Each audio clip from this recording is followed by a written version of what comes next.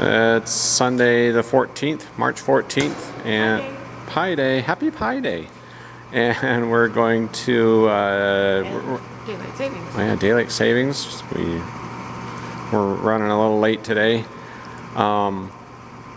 and we are going to put this bottom wing skin on the wing today and check the fit and clearance, where the little slots are in the skin for there, and where the tie down ring goes. We got to make sure there isn't any interference there, and we'll check that. We're going to check the fit on the pitot tube to the mast. We're going to check that. We got some mount screws for it, and we're going to check that. What else we doing? That might be it. That's about it. It's a short day, and as you're seeing this video, that means that I got my software fixed. Ran into a problem with my video editing software. Did an update on Windows, and it stopped working after Windows update. So, yeah, since you're seeing this, I got it fixed. Yeah, we'll do some skin fit ups and we'll see what we do today.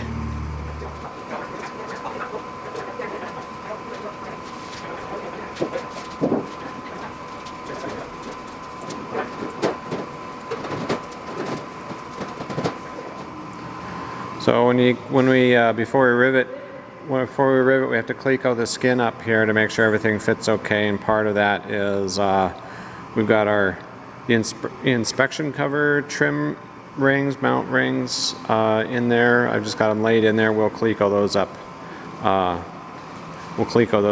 Onto the wing as well when we test fit all of this.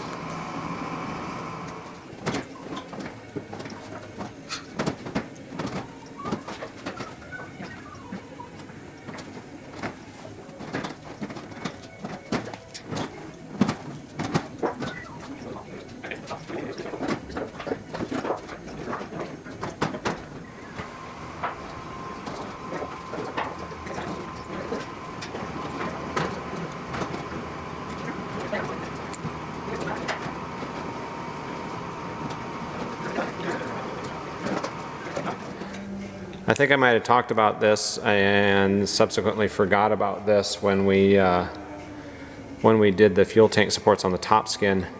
Fuel tank supports have a specific direction they have to go that we discovered. So we got this tank support in underneath the skin, and we could not get get it to align on either end for the ribs.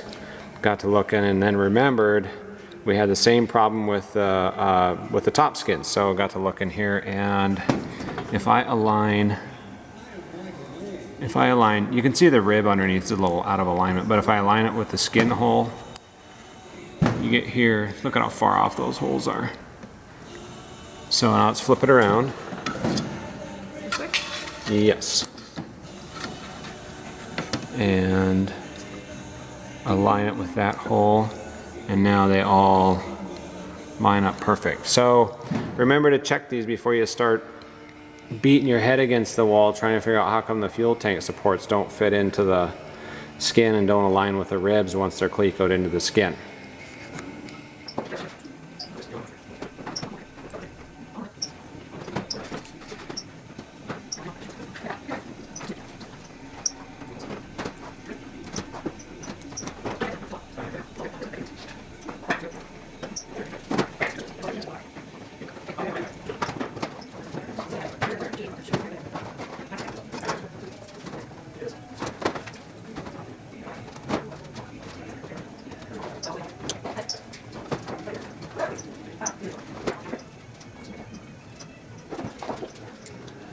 Okay, when you're putting the trim ring on for where the flap turnbuckle is, got to be sure to get it oriented so that this hole in the trim ring is down here.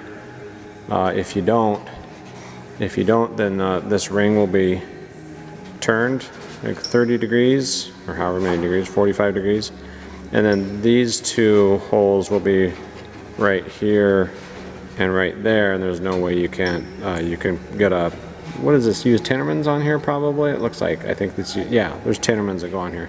So you would never be able to get Tinnerman in there or a screw in there, so let's make sure you get these, that cover or that trim ring oriented correct.